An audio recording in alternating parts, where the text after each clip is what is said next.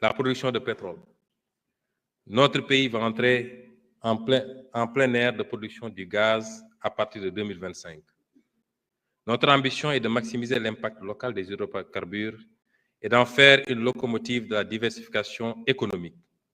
Le Fonds de stabilisation et le Fonds intergénérationnel feront l'objet d'une gestion rigoureuse.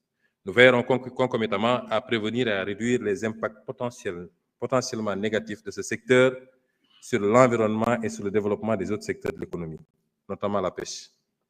Nous procéderons à la structuration d'une filière pétrochimique pour répondre à la demande nationale et sous-régionale en produits dérivés du pétrole et du gaz. Le développement des capacités du secteur aval des hydrocarbures démultipliera les impacts des hydrocarbures sur le reste de l'économie. Nous mettrons également en œuvre pour la réalisation rapide du projet de construction et de gestion de réseaux gazotiques Gaz to Power, afin de garantir l'approvisionnement de nos entreprises en énergie et à un prix très compétitif, de l'ordre de 60 francs CFA contre 110 francs CFA actuellement. Nous y associerons la restructuration de Sénélec dans le cadre de la réforme du secteur de l'énergie. Nous encouragerons également la création d'une industrie locale forte de transformation de nos importantes ressources minérales, argile, basalte, calcaire, fer, etc., en matériaux de construction, et la construction d'un hub métallurgique régional au Sénégal et d'un hub minier à l'est de notre pays. Un écosystème du savoir et de la formation au métier des mines et de la géologie sera mis en place à cet effet. Le secteur des métaux ou minéraux précieux, en particulier l'or et le zircon, fera l'objet d'une attention particulière en renforçant le contenu local de leur exploitation, à travers notamment un quota minimal d'approvisionnement du secteur artisanal et industriel local de l'or ou de transformation locale du zircon, et en limitant leur effet sur l'environnement naturel et sur les terres agricoles cultivables. Nous engagerons sans faiblesse aucune l'évaluation des contrats et pratiques en place dans les secteurs des hydrocarbures et des mines, afin de corriger ce qui doit l'être sans tarder, en ayant comme seul souci que l'intérêt suprême du peuple sénégalais. De la même manière, nous nous attellerons à la revue et à la mise à jour de la politique et de la réglementation dans ces deux secteurs. S'agissant du commerce, le gouvernement appuiera l'édification de grands complexes commerciaux modernes dans les pôles au même titre que la modernisation et l'extension des marchés de proximité dans les communes. Le dialogue sera renforcé entre le gouvernement et les associations de commerçants pour faciliter l'accès de ces derniers aux informations à la fois sur les marchés étrangers et sur les produits disponibles auprès des industriels locaux. Le secteur informel sera encouragé à utiliser l'outil digital grâce à un package d'avantages portant entre autres sur la facilitation de l'accès au financement public et la simplification des procédures administratives. Dans un autre registre, le gouvernement s'activera à faire émerger des services à forte valeur ajoutée comme le tourisme et les services, les industries culturelles et créatives et les services numériques. Concernant le tourisme, les priorités consistent à améliorer l'accessibilité de la destination Sénégal en faisant de l'aéroport international Blaise Diagne un véritable hub aéroportuaire africain et la diversification de notre offre touristique. S'agissant des industries culturelles et créatives, nous accompagnerons les travailleurs de ces filières dans la production et dans la distribution nationale et mondiale de leurs produits, contribuant ainsi au rayonnement international de la culture sénégalaise. Dans le même temps, nous veillerons à promouvoir la vitalité de la culture sénégalaise, la conservation du patrimoine matériel et immatériel et la mise en valeur des savoirs traditionnels. Des espaces culturels seront érigés dans les régions, les départements et les communes, et ils constitueront des lieux d'expression adaptés aux attentes des jeunes et des communautés. Un projet phare concernera la construction d'une maison des archives nationales, d'une bibliothèque nationale et d'un grand musée du patrimoine national. L'éducation culturelle sera intégrée dans les programmes scolaires et soutenue par des initiatives locales pour favoriser la transmission des savoirs et le développement de l'esprit critique chez les jeunes.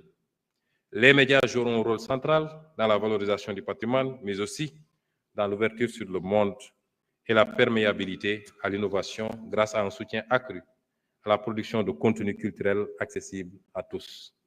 Enfin, une attention particulière sera accordée au numérique pour positionner le Sénégal comme un hub technologique en Afrique de l'Ouest. Le gouvernement appuiera le développement d'un écosystème d'acteurs réunissant chercheurs, start-up et industriels pour des investissements dans l'intelligence artificielle, dans le développement de logiciels, dans la cybersécurité, dans l'externalisation des services à haute valeur ajoutée et la gestion des données massives pour offrir des solutions adaptées aux besoins des entreprises. Au total, mon gouvernement a l'ambition de créer les conditions idoines pour hisser le Sénégal parmi les économies les plus compétitives d'Afrique. Cependant, nous ne pourrons réussir ce pari que si nous disposons d'un capital humain de qualité disséminé dans tous les pôles territoriaux. Monsieur le Président de l'Assemblée nationale, Mesdames et Messieurs les honorables députés, il est crucial d'investir dans le capital humain pour exploiter pleinement le dividende démographique et transformer structurellement notre pays. Il nous faut garantir une éducation et une formation solide qui permettent à nos jeunes de développer, à notre jeunesse de développer son employabilité et de tenir toute sa place dans la construction du développement national. Une offre de santé de qualité pour tous, une protection sociale universelle efficace et efficiente. Nous devons également promouvoir activement l'intégration de la dimension genre dans toutes les politiques publiques. Genre s'entendant ici de manière très précise, hommes et femmes.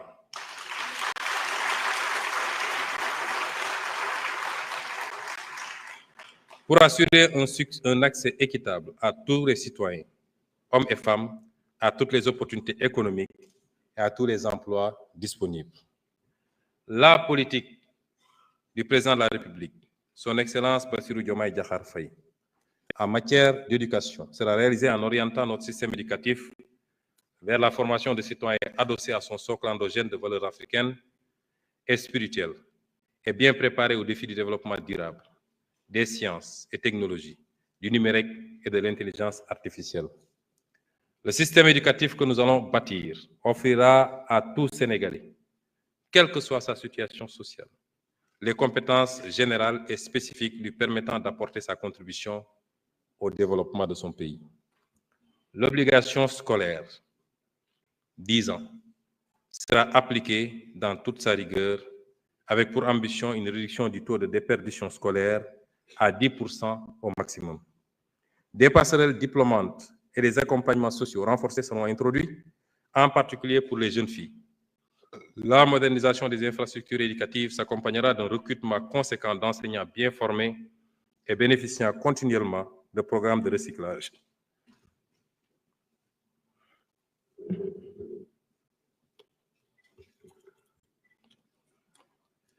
Je vois beaucoup de députés boire alors que c'est moi qui parle.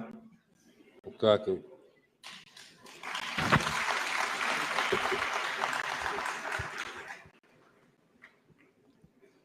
Les abris provisoires seront totalement éliminés d'ici 2029.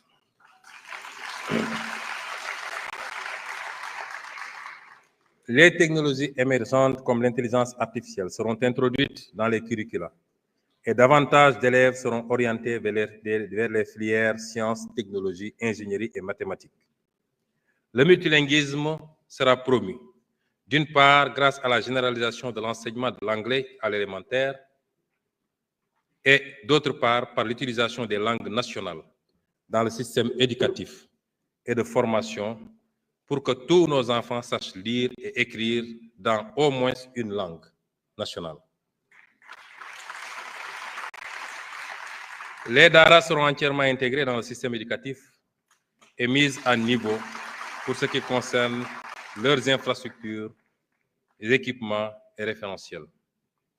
La formation en alternance sera fortement développée, garantissant à de nombreux jeunes un apprentissage pratique et une transition rapide vers l'emploi. Les jeunes bénéficieront de ce dispositif qui sera soutenu par un fonds national et des incitations fiscales pour les entreprises partenaires. Des systèmes de certification par crédit transférable seront instaurés.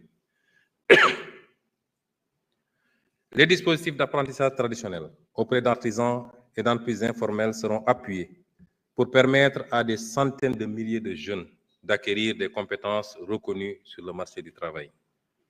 Dans la même perspective, le gouvernement procédera à la mutualisation et à l'optimisation des structures, des interventions et des ressources de toutes les structures publiques, projets et programmes de soutien à l'emploi et à l'entrepreneuriat des jeunes.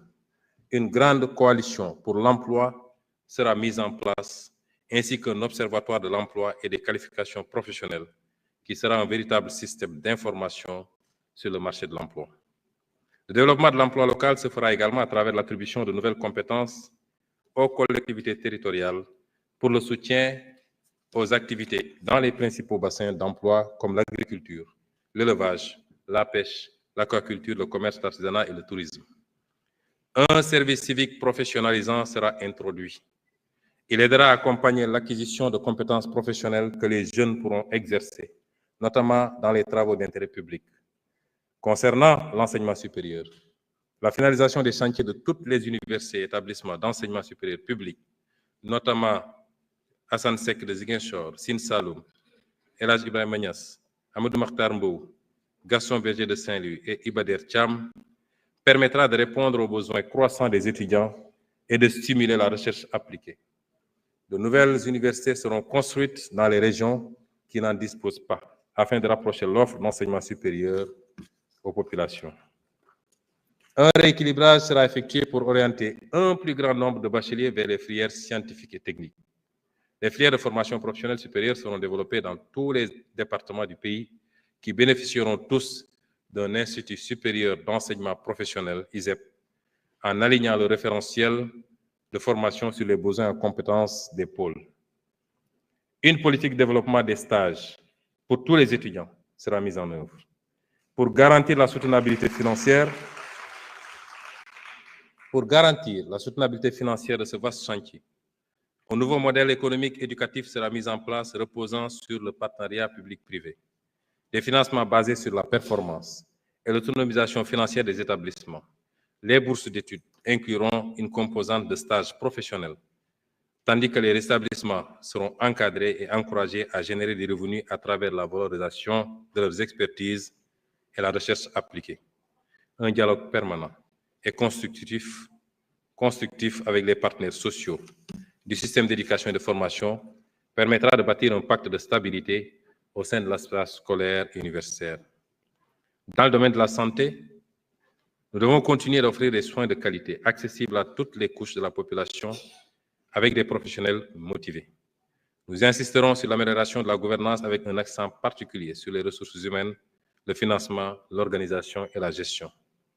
À travers une approche multisectorielle, l'État renforcera la mise en œuvre de la stratégie de la santé dans toutes les politiques pour agir sur tous les déterminants de la santé.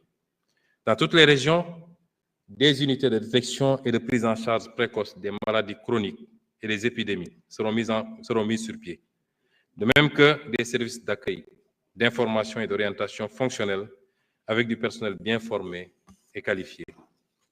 Les services d'accueil des urgences seront élargis et modernisés avec du personnel mieux motivé.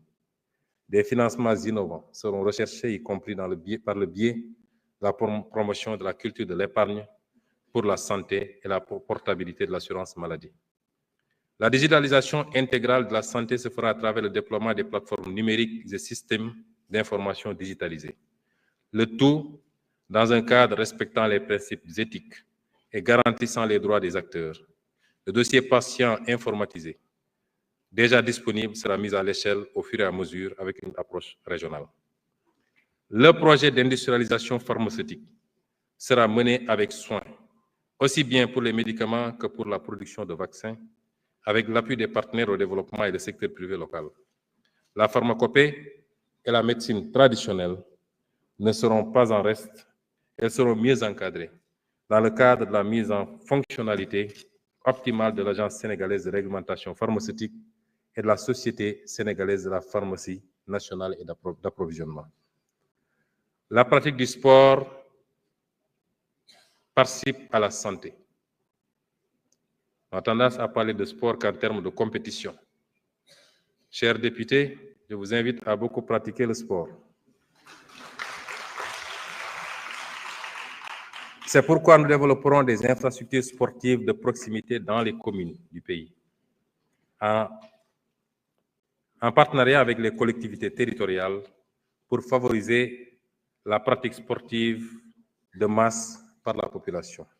Le sport d'élite sera soutenu à travers un meilleur encadrement des athlètes à haut potentiel et la mise à niveau des infrastructures destinées aux compétitions internationales et nationales. Des plans de relance et de développement seront signés avec les fédérations sportives. En direction de l'organisation des Jeux olympiques de la jeunesse, un suivi rapproché sera effectué pour s'assurer que toutes les infrastructures nécessaires pour une bonne organisation de l'événement seront en place dans les délais. Monsieur le Président de l'Assemblée nationale, Mesdames et Messieurs les honorables députés, c'est parce que nous voulons un Sénégal juste que l'équité sociale est inscrite au cœur de la transformation systémique. Mon gouvernement promeut le rebasing social. Il s'agit de construire un système de protection sociale inclusif et efficient à travers la réforme visant le Code de sécurité sociale, qui permettra de consolider et de renforcer les régimes formels et d'étendre la protection sociale aux acteurs jusque-là non couverts, notamment les travailleurs journaliers, ceux de l'économie informelle, les travailleurs en milieu rural, ainsi que les autres travailleurs indépendants.